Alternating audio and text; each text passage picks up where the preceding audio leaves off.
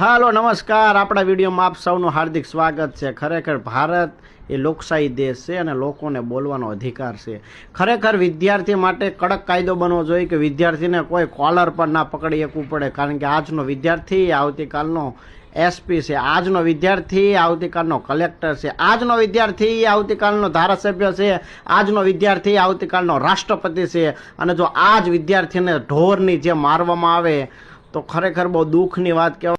વિદ્યાર્થી જ્યારે પણ ગાંધીનગર પાટનગરમાં આંદોલન કરવા માટે થાય તો પોલીસ એને ઢોરની માફક મારે છે અને ગુજરાતનો એક પણ ધારાસભ્ય એવું નથી કહેતા કે વિદ્યાર્થીને ના મારવામાં આવે। તો ખરેખર લોકસભામાં એવું કાયદો પસાર કરવામાં આવે કે વિદ્યાર્થીને કોઈ એટલે કોઈ ક્યારે પણ કોલર પણ ના પકડી શકે, વિદ્યાર્થીને મારે પણ ના।